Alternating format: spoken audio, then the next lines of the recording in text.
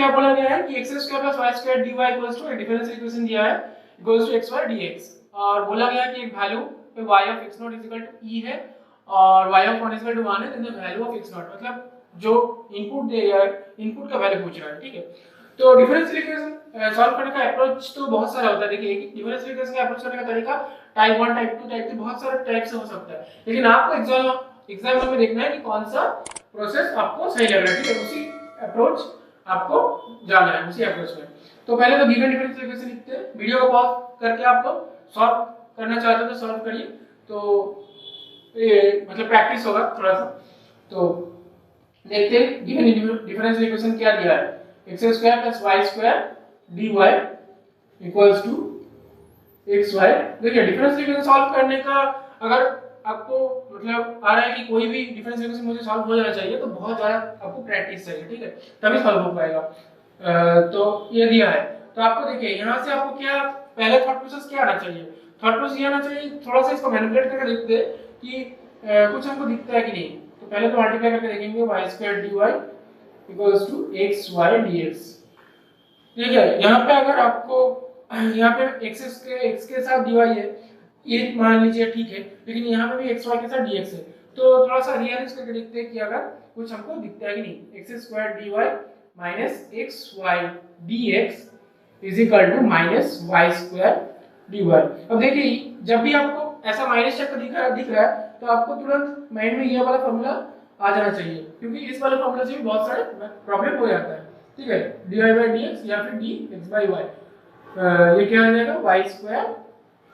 y dx minus x dy, ठीक है। तो ये वाला फॉर्मूला आपके माइंड में है, दिमाग में चल रहा है, तो तुरंत आपको दिख जाएगा कि यहाँ पे x कॉमन लेना है, x dy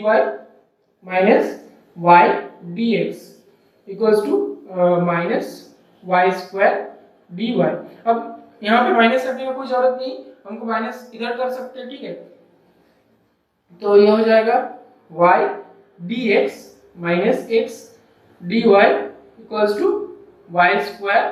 dy, ठीक है। अब देखिए यहाँ पे आपको d ऑफ x के फॉर्मूला में क्या चाहिए, y स्क्वायर नीचे चाहिए, तो क्या आपको तुरंत माइंड में आ जाना है कि आपको y स्क्वायर रखने की कोई जरूरत नहीं,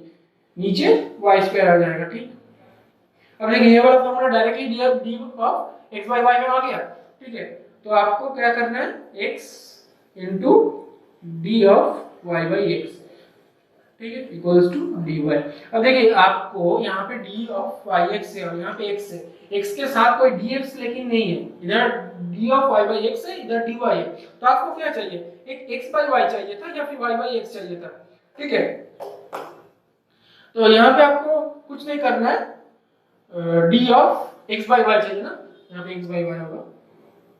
x by y का फॉर्मूला आ रहा है, ठीक। तो आपको यहाँ पे एक y चाहिए, ठीक, यहाँ पे एक y चाहिए और इसीलिए यहाँ पे एक y आएगा, तभी ना ये कंप्लीट फॉर्म में आएगा। जैसे x dx रहता है या फिर y dy रहता है, तो वैसे ही x by y के साथ d of x by y रहेगा, तो इसमें इंटीग्रेट करने में हम लोगों को आसानी होगा। तो यहाँ पे हम लोगों को एक x by y divided by y कर लेना है बोथ साइड, ठीक है, यहाँ पे डिवाइडेड बाय y, ठीक है। अब इसको इंटीग्रेट करेंगे तो हम लोग क्या आएगा, देखिए मतलब इसको इंटीग्रेट करेंगे तो क्या होगा, x by y का होल स्क्वायर आ जाएगा, ठीक, होल स्क्वायर, और नीचे x स्क्वायर बाय 2, तो यहाँ पे हाफ, ठीक, यहाँ पे हाफ आ गया, और यहाँ पे इंटीग्रेट करने से log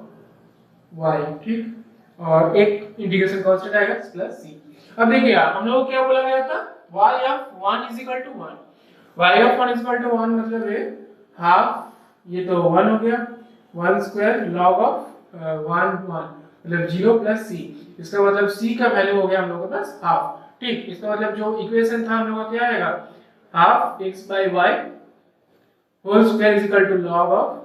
y प्लस हाफ, ये हो गया हम लोग का जो डिफरेंशियल इक्वेशन था, इसका सॉल्यूशन। हमको दिया गया कि y of x0 equal to e है, तो आपको क्या अप्रोच माइंड में कि हमको x0 इनपुट कर देना है और आउटपुट में क्या लिखना है e, तो x के जगह हम लोग क्या पुट करेंगे, x0, ठीक है, और नीचे क्या आएगा y की जगह e स्क्वायर, ठीक है, e स्क्वायर आ गया, और यहाँ पे हम लोग का log of y, log of y क्या है, लॉग ई, मतलब ये भी 1 हो जाएगा, लॉग ई 1 होता है प्लस हाफ। ठीक, तो यहाँ से आपको क्या आ गया, half x not square e square equals to 3/2, 2 cancel out, तो एक्स नॉट स्क्वायर हम लोग क्या आ गया 3 ई स्क्वायर, इसका मतलब एक्स नॉट का वैल्यू क्या आएगा प्लस माइनस √3 ई। ठीक, ये हम लोग का एक्स नॉट का वैल्यू आ गया प्लस माइनस √3 ई। तो हम लोग को दिया गया था एक डिफरेंशियल इक्वेशन जिसका हेल्प लेकर हम लोग को एक कंडीशन भी दिया हुआ था, कंडीशन दो कंडीशन दिया हुआ था, उसमें से एक्स नॉट का वैल्यू पूछा गया था, तो हम लोग एक्स नॉट का वैल्यू क्या आ गया प्लस माइनस √3 ई। बस इतना ही था, x not is equal two plus minus √3 ई। अगर